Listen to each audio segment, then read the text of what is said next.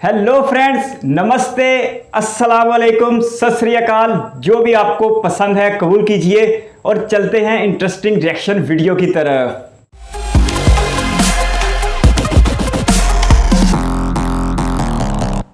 आज हम बात करने वाले हैं लाइन ऑफ कंट्रोल या LOC के बारे में। दोस्तों, लास्ट ईयर जब पूरी दुनिया कोविड-19 पैंडेमिक से लड़ रही थी, तब इंडिया कोविड-19 के अलावा LOC पर भी एनिमी फोर्सेस से लड़ रहा था।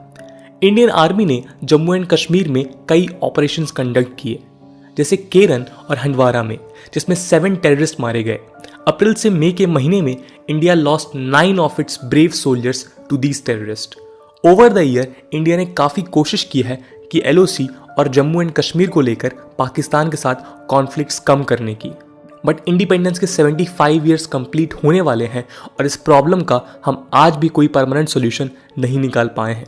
आज की वीडियो में हम जानेंगे कि आखिर LOC है क्या और उसका इतिहास क्या है। इसके अलावा हम पिछले 75 ईयर्स में इंडिया पाकिस्तान के LOC पर हुए कॉन्फ्लिक्ट्स के बारे में भी बात करेंगे। दोस्तों, ये उस LOC की कहानी है जिसके बारे में US के फॉर्मर प्रेसिडेंट बिल क्लिंटन ने कहा था कि LOC is one of the most dangerous places in the world. नमस्कार दोस्तों, मेरा नाम है आदर्श और स्वागत है आपका स्टडी IQ में। लाइन ऑफ कंट्रोल एक मिलिट्री बॉर्डर है जो जम्मू एंड कश्मीर को 2 हिस्सों में डिवाइड करता है। एक हिस्सा इंडिया के कंट्रोल में है जिसमें जम्मू एंड कश्मीर और लद्दाख के यूनियन टेरिटरीज आते हैं, और दूसरा पाकिस्तान के कंट्रोल में है जिसमें कश्मीर का एक हिस्सा और गिलगिट बाल्टिस्तान आते हैं। हमारे ऑफिशियल मैप में पाकिस्तान द्वारा कब्जाया गया कश्मीर और गिलगिट बाल्टिस्तान दोनों रीजन्स इंडिया की टेरिटरी में आते हैं, और इस पूरे रीजन को हम पाकिस्तान ऑक्युपाइड कश्मीर यानी POK भी बोलते हैं। LOC एक लीगली रिकॉग्नाइज्ड इंटरनेशनल बाउंड्री नहीं है, बल्कि ये एक डी फैक्टो बॉर्डर का काम करती है। डी फैक्टो बॉर्डर का मतलब है वो बाउंड्री जो दोनों साइड्स की टेरिटोरियल क्लेम से नहीं, बल्कि उनके एक्चुअल और ऑन ग्राउंड कंट्रोल एरिया से डिटरमाइन होती है। एक्चुअल इंटरनेशनल बाउंड्री को लेकर ही इन दोनों देशों के बीच में कॉन्फ्लिक्ट है। इंडिया और पाकिस्तान ने LOC के सदर्न पॉइंट से लेकर गुजरात में सर क्रीक तक की बाउंड्री को म्यूचुअली रिकॉग्नाइज किया है, और यहाँ कुछ छोटे मोटे विवादों को छोड़कर कोई मेजर विवाद नहीं है। ये इंटरनेशनल बाउंड्री 1947 में ब्रिटिश इंडिया में सर साइरिल रैडक्लिफ ने ड्रॉ की थी, और इसे हम रैडक्लिफ लाइन भी बोलते हैं। लेकिन LOC 1972 के शिमला एग्रीमेंट के बाद एग्जिस्टेंस में आया, और इसे पहले सीज फायर लाइन कहते थे। इसका नदर्न मोस्ट पॉइंट NJ9842 है, जो स्ट्रैटेजिकली इंपॉर्टेंट सियाचिन ग्लेशियर का बेस माना जाता है। दोस्तों, LOC का फॉर्मेशन कैसे हुआ ये समझने के लिए हमें कश्मीर को लेकर इंडिया और पाकिस्तान के कॉन्फ्लिक्ट के इतिहास को समझना जरूरी है। Jammu and Kashmir princely state के रूलर महाराजा हरी सिंह ने 26 अक्टूबर 1947 को इंडिया के साथ इंस्ट्रूमेंट ऑफ एसेशन नाम का लीगल डॉक्यूमेंट साइन किया था। ऐसा कहते हैं कि महाराजा हरी सिंह पहले ना तो इंडिया और ना पाकिस्तान को ज्वाइन करना चाहते थे, लेकिन 22 अक्टूबर 1947 को जम्मू एंड कश्मीर में हजारों आर्म्ड मैन पाकिस्तान आर्मी के सपोर्ट में घुस गए। ऐसे सिचुएशन में इंडिया की हेल्प लेने के लिए महाराजा हरी सिंह ने इस इंस्ट्रूमेंट को साइन किया। इस डॉक्यूमेंट के हिसाब से इंडिया इंडिपेंडेंस एक्ट 1947 के अंदर महाराजा हरी सिंह ने जम्मू एंड कश्मीर को इंडिया में एक्सीडेड कर दिया, और जम्मू एंड कश्मीर का डिफेंस, एक्सटर्नल अफेयर्स और कम्युनिकेशंस इंडिया के पार्लियामेंट को दे दिया गया। लेकिन पाकिस्तान ने जम्मू एंड कश्मीर के एक्सेशन की लीगैलिटी को डिनाई कर दिया, और इस स्टेट में मेजॉरिटी मुस्लिम पॉपुलेशन होने की वजह से इसे अपना पार्ट बनाने की कोशिश में लग गया। दूसरी तरफ इंडिया ने एक्सेशन को अनकंडीशनल और फाइनल बताया। इसी डिसएग्रीमेंट की वजह से 1947 में फर्स्ट कश्मीर वॉर या इंडो पाक वॉर हुआ। 2 न्यूली इंडिपेंडेंट स्टेट्स इमीडिएटली एक डेडली वॉर में एंगेज हो गए। इंडियन मिलिट्री सोर्सेज के हिसाब से पाकिस्तान आर्मी ने एक प्लान बनाया जिसे ऑपरेशन गुलमर्ग का नाम दिया गया। इस प्लान के हिसाब से 20 लश्कर या फिर ट्राइबल मिलिशियाज बनाए गए, और हर एक लश्कर में 1000 पश्तून ट्राइब्समैन रिक्रूट किए गए। इनका एम था जम्मू एंड कश्मीर का इन्वेजन। जब 22 अक्टूबर 1947 को पाकिस्तानी इन्फिल्ट्रेटर्स जम्मू एंड कश्मीर में घुसे तो फर्स्ट इंडो पाक वॉर की शुरुआत हुई। इस वॉर का अंत 31 दिसंबर 1948 के सीज फायर से हुआ। दोनों आर्मीज जहां लोकेटेड थी वो फ्रेंड्स सीज फायर लाइन बना। आगे चल के यही लाइन LOC के नाम से जानी गई। अप्रैल 1948 में यूएन सिक्योरिटी काउंसिल रेजोल्यूशन 39 के अंदर UN commission for India and Pakistan, जिसको हम UNCIP भी कहते हैं, को बनाया गया। इसका एम था इंडो पाकिस्तान वॉर 1947 में सीज फायर एस्टैब्लिश करना। प्लेबिसाइट का मतलब कि यहाँ पर डायरेक्ट वोटिंग से ये डिसाइड होने वाला था कि यहाँ के लोग किस कंट्री में एक्सीड करना चाहते हैं। 1949 में इंडिया और पाकिस्तान के बीच UNCIP के सुपरविजन के अंडर कराची एग्रीमेंट साइन किया गया। इस एग्रीमेंट ने सीज फायर लाइन एस्टैब्लिश की। ये एक 830 kilometre long cease fire line थी जो जम्मू में चेनाब रिवर के वेस्ट से शुरू होकर NJ 9842 पर खत्म होती थी। UN military observer group in India and Pakistan एक ग्रुप ऑफ ऑब्जर्वर्स है जो तब से इस लाइन को मॉनिटर कर रहे हैं। 1960s में पाकिस्तान ने फिर से जम्मू एंड कश्मीर को इन्फिल्ट्रेट कर इंसर्जेंसी को बढ़ावा देने की कोशिश की। इस प्लान को ऑपरेशन जिब्राल्टर कहा गया। इसके रिस्पॉन्स में इंडिया ने एक फुल स्केल मिलिट्री अटैक को लॉन्च किया जिसमें इंडिया का अपर हैंड क्लियरली नजर आया।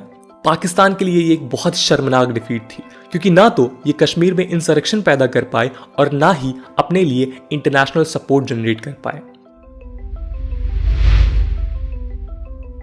बांग्लादेश लिबरेशन वॉर 1971 के बाद इंडिया और पाकिस्तान ने शिमला एग्रीमेंट को साइन किया। इस एग्रीमेंट के हिसाब से इंडिया और पाकिस्तान अपने सभी कॉन्फ्लिक्ट्स को पीसफुली और बायलैटरल नेगोशिएशंस के थ्रू सॉल्व करेंगे।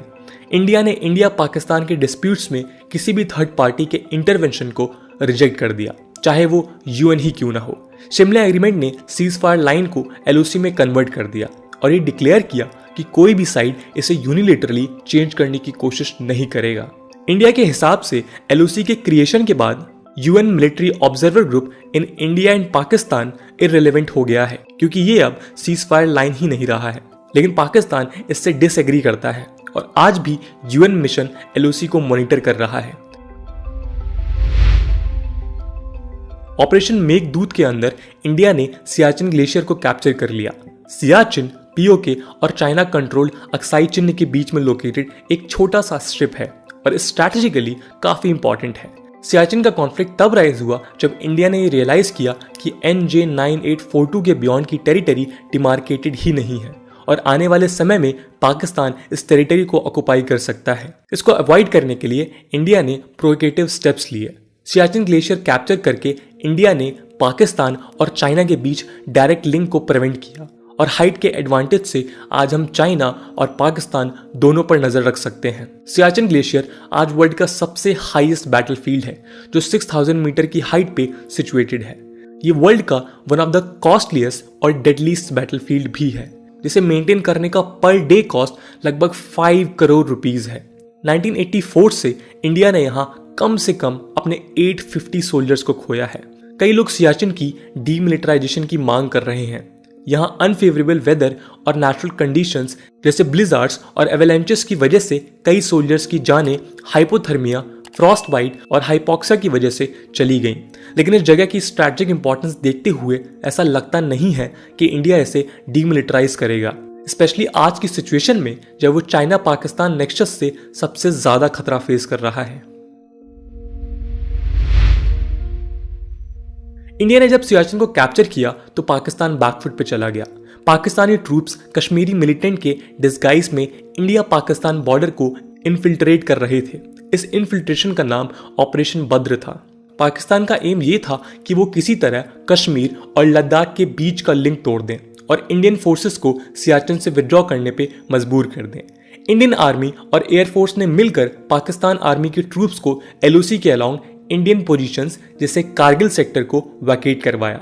कारगिल वॉर LOC के अलोंग फाइट किया गया और इसे हम ऑपरेशन विजय भी कहते हैं। ये एक इकलौता इंस्टेंस है जहां दो न्यूक्लियर स्टेट्स के बीच डायरेक्ट कन्वेंशनल वॉरफेयर हुआ हो।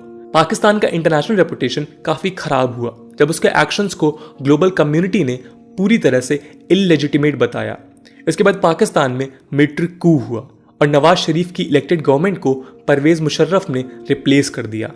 कई लोग मुशर्रफ को कारगिल इंसर्शंस के लिए रिस्पॉन्सिबल मानते हैं। कारगिल वॉर के बाद इंडिया और पाकिस्तान के बीच डायरेक्ट मिलिट्री कॉन्फ्लिक्ट नहीं हुए। इंडियन एनालिस्ट के हिसाब से पाकिस्तान ने अपनी स्ट्रैटेजी बदल दी। पाकिस्तान में एक नई मिलिट्री डॉक्ट्राइन का जन्म हुआ जिसे ब्लीड इंडिया विद 1000 कट्स कहा जाता है। ये कोवर्ट वॉरफेयर का तरीका है जिसमें इंडिया के खिलाफ मल्टीपल लोकेशंस पे इंसर्जेंसी पैदा करने की कोशिश की जाने लगी और इसमें सबसे मेजर रोल था नॉन स्टेट एक्टर्स यानी मिलिटेंट्स और टेररिस्ट ग्रुप्स का।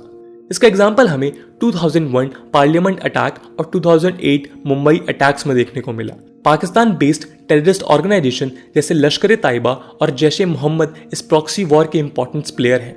18 सितंबर 2019 को 4 मिलिटेंट्स ने उरी में अटैक किया जिसमें 19 सोल्जर्स शहीद हुए। इसके पहले 2015 में गुरदासपुर और 2016 में पठानकोट में भी ऐसे अटैक्स हुए। इसके बदले में इंडिया ने पाकिस्तान पर सर्जिकल स्ट्राइक किया और LOC के पास लोकेटेड टेररिस्ट लॉन्च पैड्स को डिस्ट्रॉय किया। फरवरी 2019 में CRPF के कॉन्वॉय पर एक सुसाइड अटैक की वजह से 40 जवान पुलवामा में शहीद हो गए। इसके बाद इंडिया ने बालाकोट एयर स्ट्राइक कंडक्ट किया। इसमें इंडियन वॉरप्लेन्स ने LOC को क्रॉस किया और बालाकोट में लोकेटेड टेररिस्ट ट्रेनिंग कैंप्स पर बॉम्ब गिराए। 2020 में LOC पर 5000 से ज्यादा क्रॉस फायर वायलेशंस देखे गए जिसमें करीब 50 कैजुअलिटीज भी हुई। फाइनली फरवरी 2021 में दोनों इंडिया और पाकिस्तान ने 2003 के सीज फायर एग्रीमेंट को ऑब्जर्व करने का डिसीजन लिया।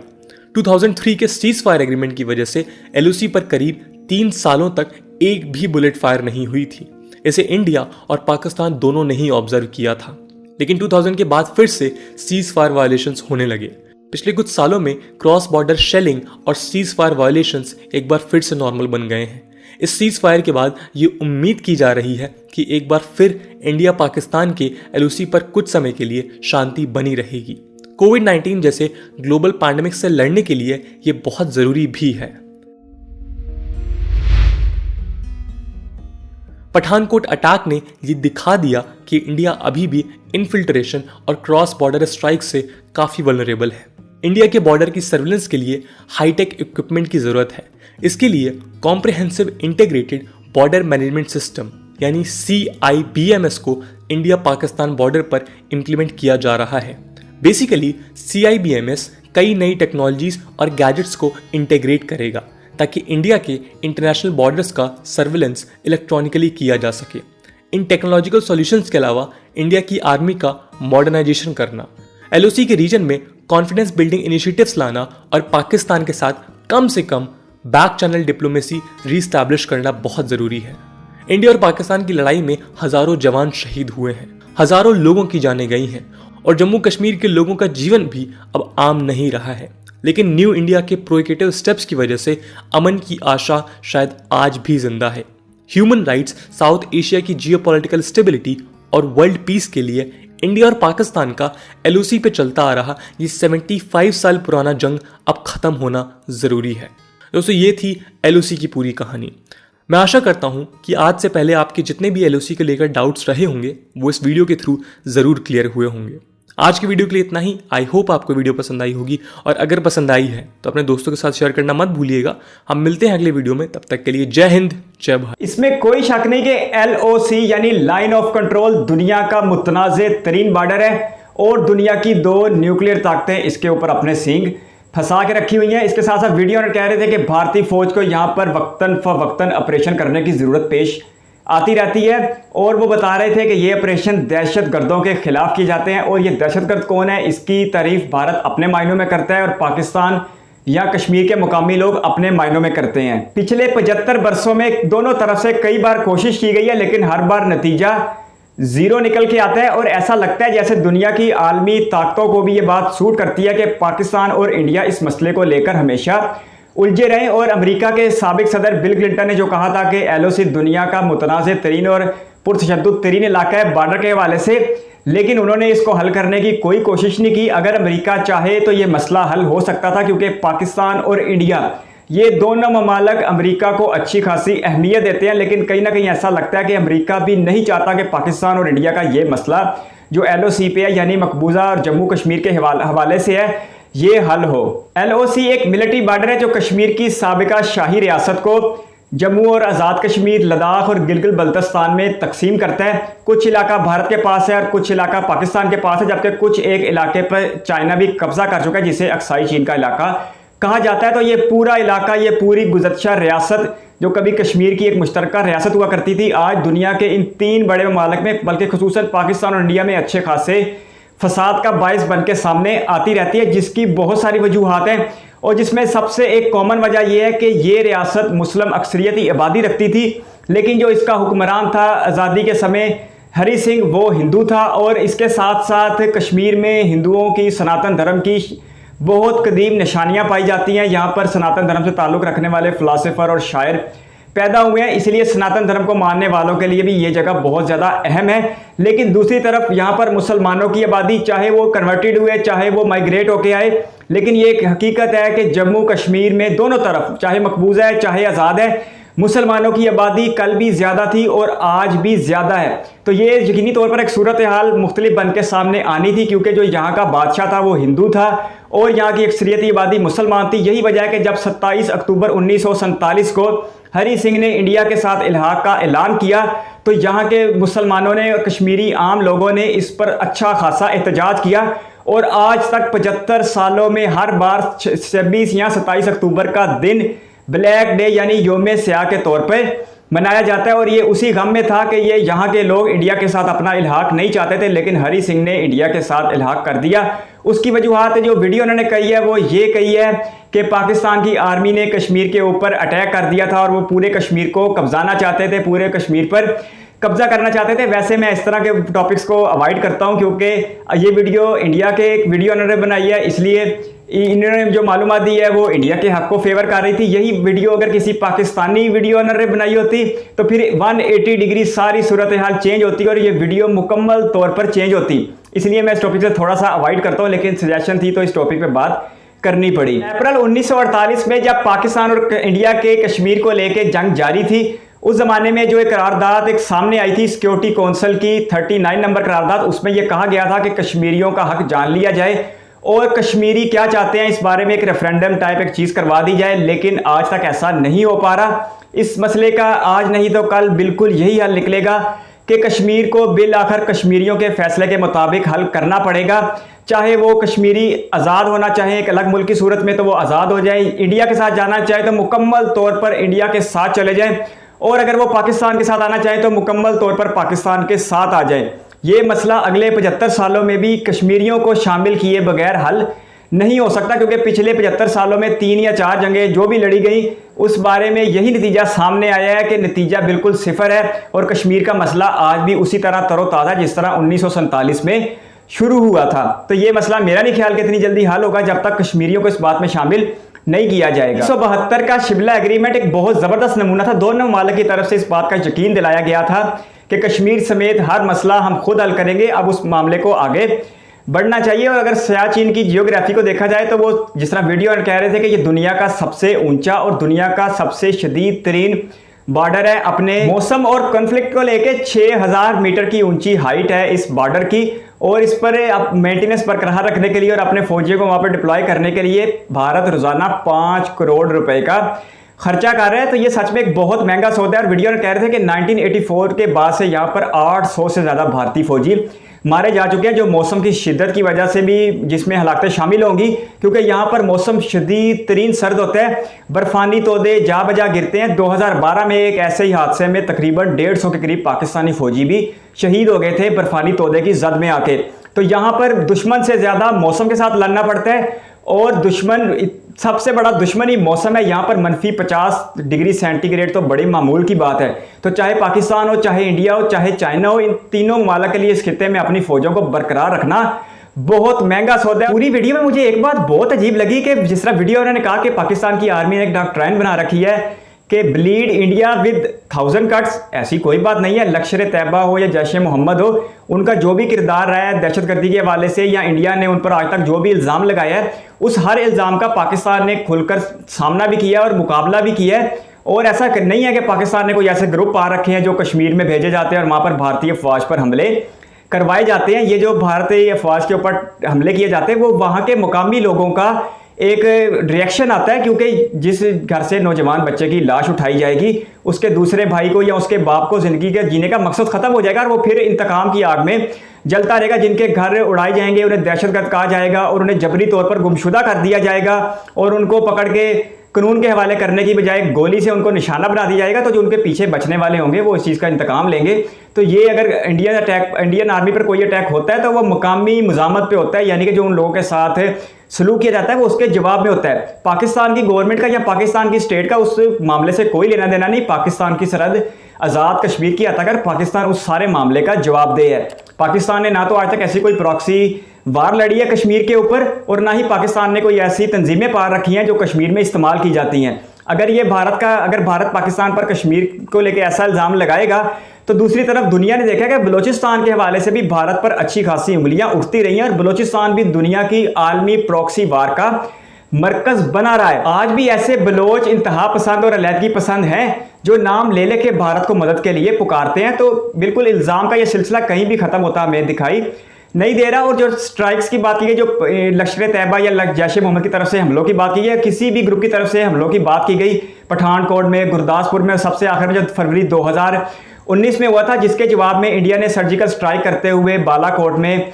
बकौल वीडियो ऑनर के उन्होंने दहशतगर्दों के ट्रेनिंग सेंटर को निशाना बनाया था, लेकिन दर हकीकत दुनिया ने देखा था कि वो वहाँ पर कोई जानी और माली नुकसान नहीं हुआ था, बल्कि जवाब में इंडिया के एक पायलट को पाकिस्तान में उतार लिया गया था। लेकिन पाकिस्तान की रियासत ने उसी वक्त जज्बा खैर सगाली के अंदर, उसी तारीख के अंदर जज्बा खैर सगाली के तहत अमन को मौका देते हुए अभिनंदन को पूरी इज्जत और एहतराम के साथ भारत को वापस लुटा दिया था।